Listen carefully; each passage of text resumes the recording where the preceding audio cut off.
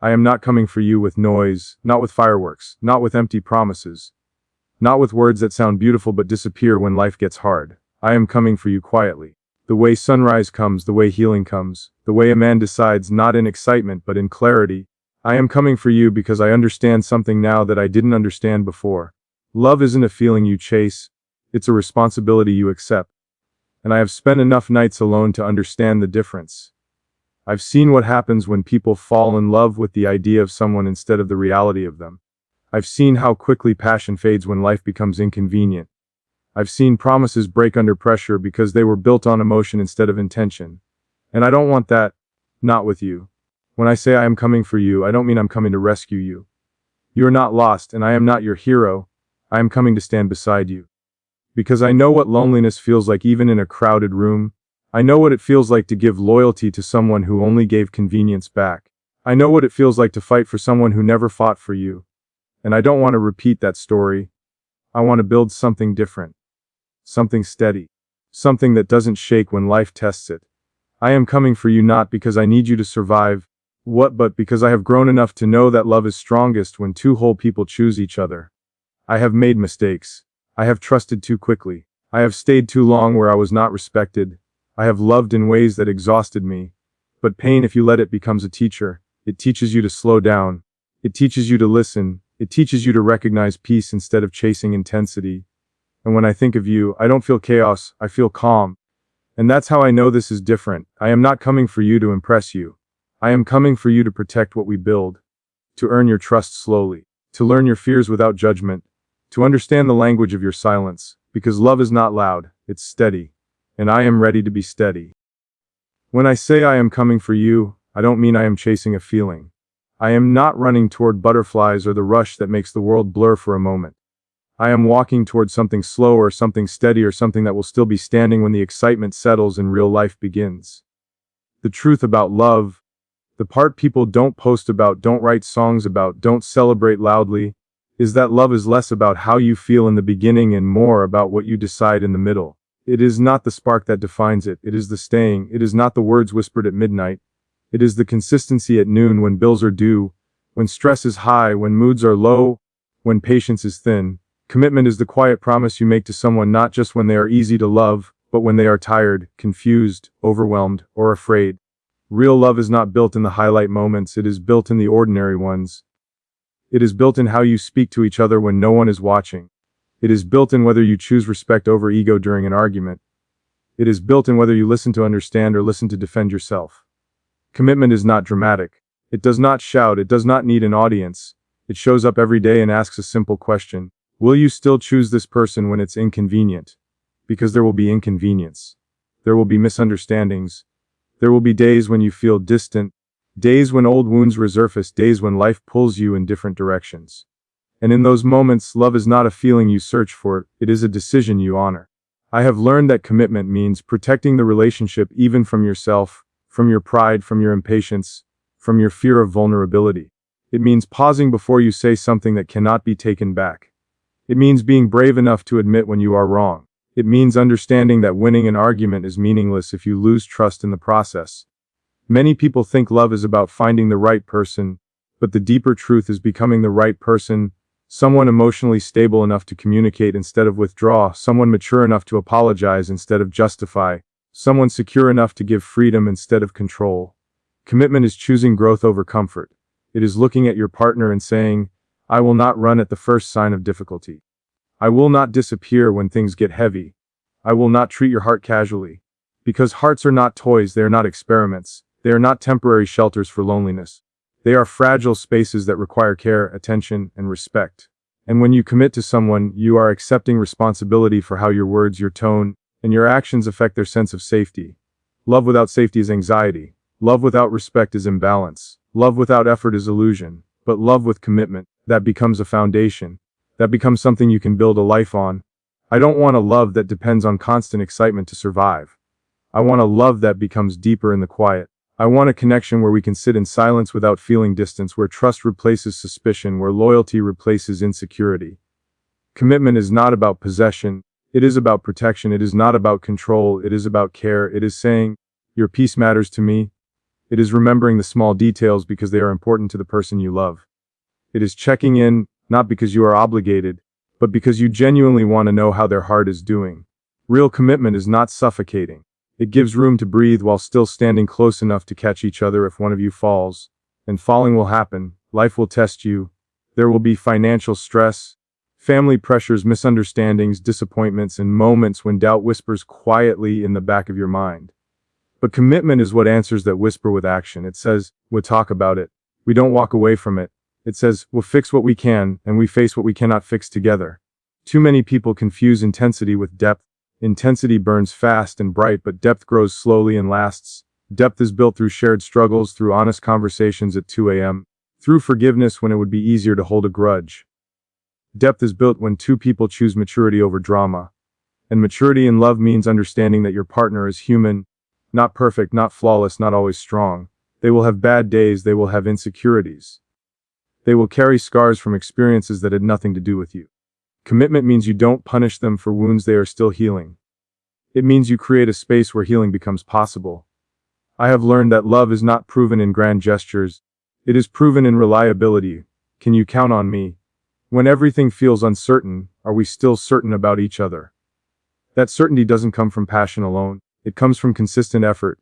It comes from choosing honesty even when the truth is uncomfortable. It comes from choosing loyalty even when temptation exists. Commitment is not blind. It sees flaws clearly and chooses to stay, not because the flaws are invisible, but because the value of the person outweighs the imperfection. And I am not coming to you pretending I am flawless. I am coming aware of my shortcomings, aware of my past mistakes, aware of the areas where I still need to grow. But that awareness is what makes commitment meaningful. Because I know love requires work, it requires patience, it requires self-control. It requires the humility to say, help me understand you better. It requires the strength to say, I am here even when this is hard. I don't want a love that only survives in good seasons. I want a love that adapts. A love that bends without breaking. A love that remains respectful even in disagreement. Commitment means we protect each other's dignity. We don't expose each other's vulnerabilities to outsiders. We don't use personal information as weapons during arguments. We don't keep score of mistakes. We address issues with the goal of resolution, not revenge. Because love is not a battlefield, it is a partnership. And partnerships require teamwork, they require sacrifice. They require the understanding that sometimes you will give more, sometimes you will need more, and that balance shifts over time. There will be days when you are strong and I am tired. There will be days when I am steady and you are overwhelmed. Commitment means we don't resent those shifts, we support them. We become each other's safe place, not each other's stress. And safety in love is everything. It means you can express fear without being mocked. It means you can share dreams without being dismissed. It means you can admit weakness without being judged. Commitment builds that safety brick by brick. It is not glamorous work, but it is sacred work. It is the daily decision to show up with respect.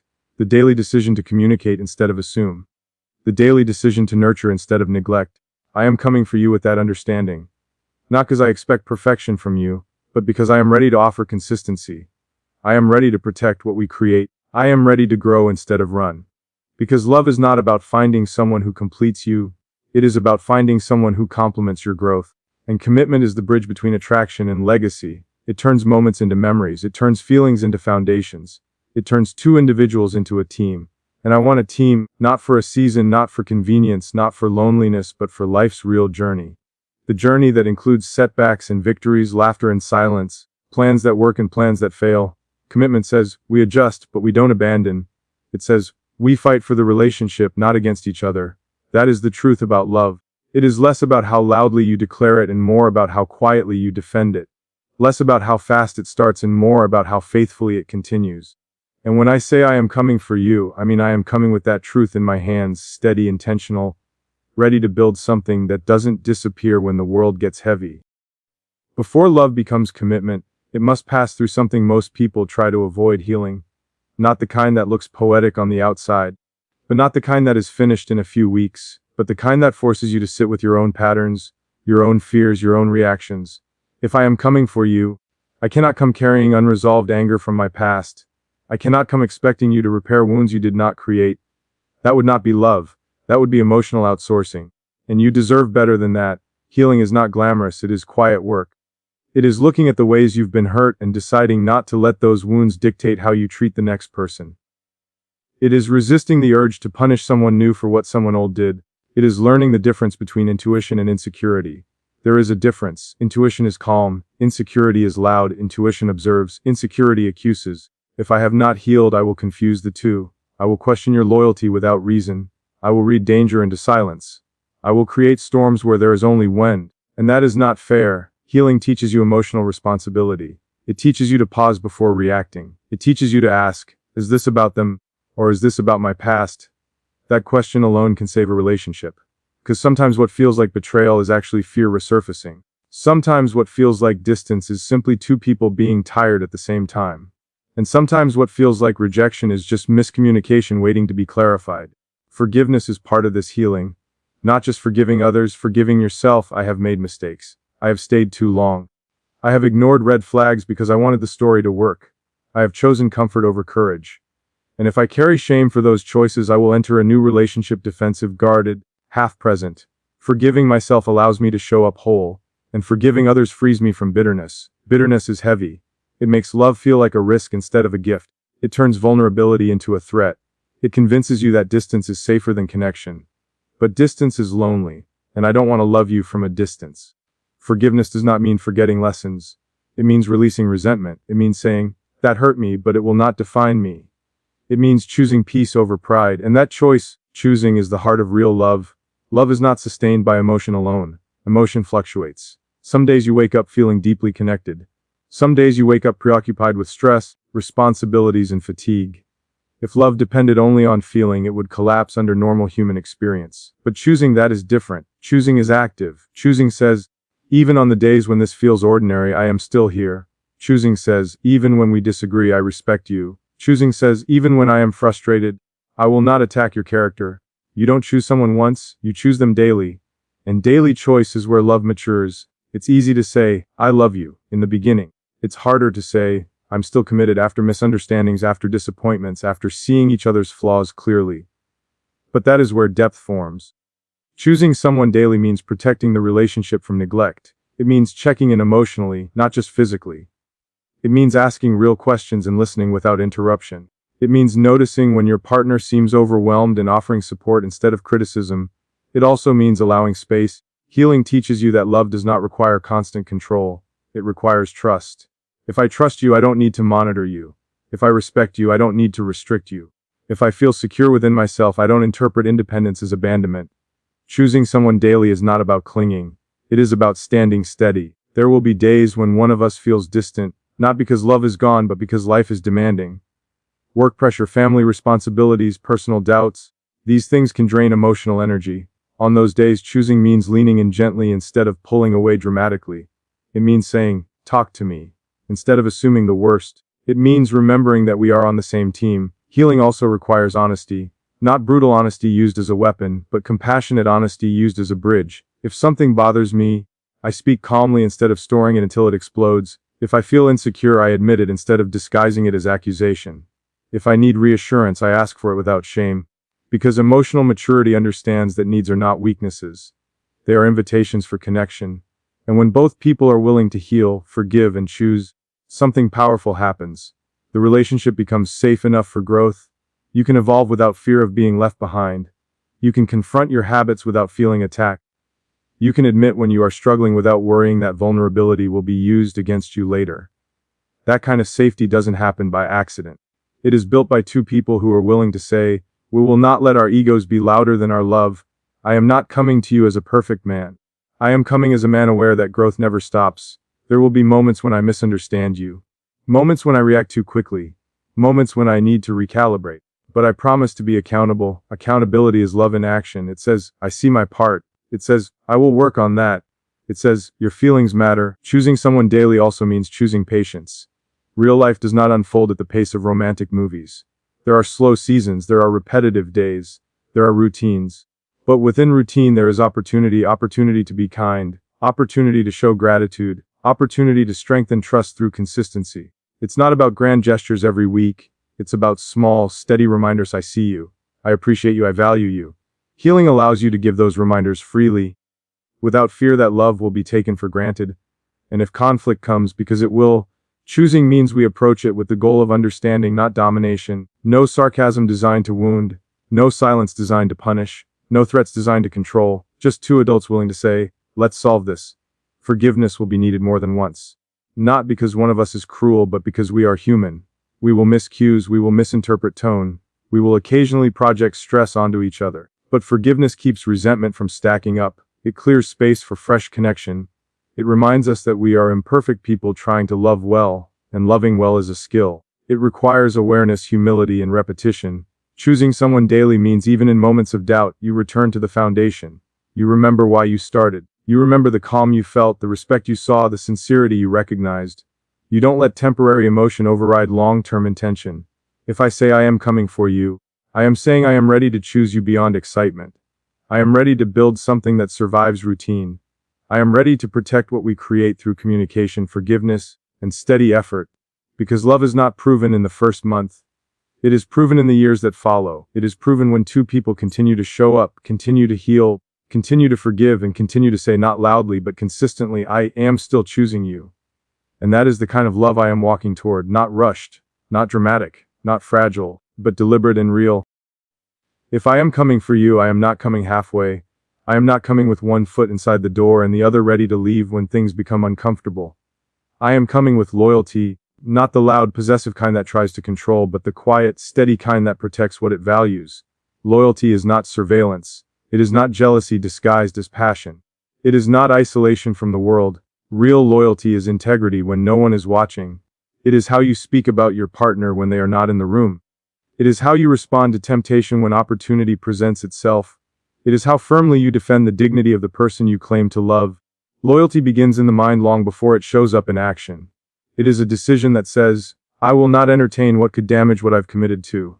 And that decision must be renewed, not once, but continuously, because attraction is natural, attention is available everywhere. Distraction is easy, but discipline, that is intentional. If I choose you, I choose to protect the emotional space between us. I choose to set boundaries that honor what we are building. I choose to close doors that could slowly erode trust. Trust is fragile in the beginning. It grows through consistency, through reliability, through repeated evidence that your words align with your actions. It grows when I say I will call and I call. When I say I will show up and I show up. When I say I respect you and my behavior reflects it. Loyalty is not proven in grand declarations. It is proven in patterns, patterns of honesty, patterns of transparency, patterns of consideration. Respect lives at the center of loyalty. Without respect, love becomes unstable. It turns reactive if driven, it turns competitive. But with respect, love becomes safe. Respect means I do not mock your weaknesses. I do not minimize your feelings. I do not use your vulnerabilities as leverage during conflict. It means I recognize your individuality, your opinions, your experiences, your boundaries, and I treat them as valuable, even when they differ from mine. You are not an extension of me. You are your own person. And loving you means honoring that independence while still choosing unity. Emotional maturity is what makes that balance possible. It is the ability to disagree without disrespect, to feel anger without becoming cruel, to feel insecurity without becoming controlling. Emotional maturity requires self-awareness. It asks hard questions. Why did that trigger me? Am I reacting to the present, or to something unresolved from my past? Am I trying to understand, or am I trying to win? Because winning in love is different. You do not win by overpowering the other person. You win by protecting the connection. There will be disagreements. There will be misunderstandings. There will be moments when tone is misread and intentions are questioned. But emotional maturity allows space before reaction. It allows you to breathe. It allows you to say, let's slow down. Instead of escalating conflict, it de-escalates it. Instead of raising volume, it lowers tension. Instead of assuming betrayal, it seeks clarity. Loyalty and respect together create emotional safety. And safety is where intimacy deepens. When you feel safe, you open up more. You share fears you've never said out loud. You admit dreams that feel fragile. You reveal insecurities without fearing ridicule. That kind of intimacy cannot exist where there is manipulation, secrecy, or disrespect. It requires maturity. It requires the strength to admit fault. Accountability is one of the highest forms of respect. It says, I see how my actions affected you. It says, your feelings are valid. It says, I am willing to adjust. Adjustment is not weakness, it is growth. If I say something careless, I correct it. If I behave in a way that creates doubt, I clarify it. If I fail in some area, I do not defend my mistake, I repair it. Because loyalty is not about never making errors. It is about never abandoning responsibility. Emotional maturity also means managing ego. Ego wants to be right, love wants to be connected. Ego says, why should I apologize first? Love says, what matters more, my pride or our peace? And peace is powerful. Not the absence of conflict, but the presence of stability. The quiet understanding that even when emotions rise, we are not enemies. We are partners navigating difficulty together. Loyalty shows up in subtle ways. It shows up in how quickly you shut down conversations that cross boundaries. It shows up in how you prioritize time. It shows up in how you reassure without being asked repeatedly. It is not possessive, it is protective, and protection does not mean control. It means I am mindful of how my behavior impacts your sense of security. It means I do not create unnecessary doubt. It means I do not flirt with disrespect and then call it harmless. Respect means clarity, no mixed signals, no hidden intentions, no emotional games. Games create anxiety, clarity creates trust. Emotional maturity also requires resilience. There will be seasons when life is heavy. Financial strain, health concerns, family tension, personal setbacks. During those seasons, loyalty is tested not by temptation but by pressure. Stress can change how people communicate. It can shorten patience. It can expose vulnerabilities. In those moments, emotional maturity chooses compassion. It asks, are you okay? Instead of why are you acting like this? It recognizes that sometimes frustration is just exhaustion in disguise, and loyalty stays present through that. It does not disappear when the mood changes. It does not withdraw affection as punishment. It does not weaponize silence. It remains steady. Being steady does not mean being emotionless. It means being regulated. It means I feel what I feel, but I do not let those feelings dictate reckless behavior. Emotional maturity is emotional responsibility. It is knowing that my reactions are mine to manage. You are not responsible for stabilizing every insecurity I have. And I am not responsible for carrying emotional weight that belongs to you. We support each other, but we do not burden each other with unprocessed chaos. That balance keeps love healthy. Loyalty also means protecting the future we talk about. Not just dreaming it, but acting in alignment with it. If we say we value honesty, we practice it. If we say we value commitment, we demonstrate it. If we say we want something long-term, we stop entertaining short-term distractions. Because words are easy, consistency is rare, and I want to be rare, not dramatic, not flashy, but dependable. When I say I am coming for you, I am coming with a mindset that understands love is not just emotional connection, it is ethical behavior. It is moral discipline. It is character. Character is who you are when no one is checking. And loyalty is character expressed in relationship. I will not promise perfection. That would be dishonest. But I will promise intention. I will promise effort. I will promise transparency.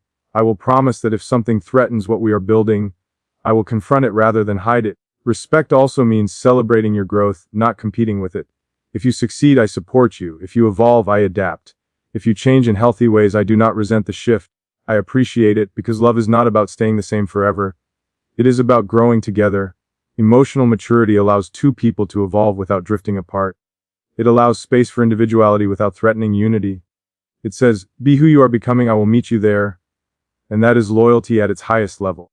Not attachment out of fear. Not staying out of comfort, but choosing each other because we recognize value, because we see integrity, because we feel safety, because we respect character. I am coming for you with that understanding, not to control you, not to possess you, but to build something grounded in trust, respect, and maturity. Something that does not collapse at the first sign of pressure. Something that feels calm, not chaotic. Something where loyalty is not demanded, it is naturally given. Because when love is rooted in respect and emotional maturity, it does not need constant reassurance. It stands on its own, steady, unshaken, and real.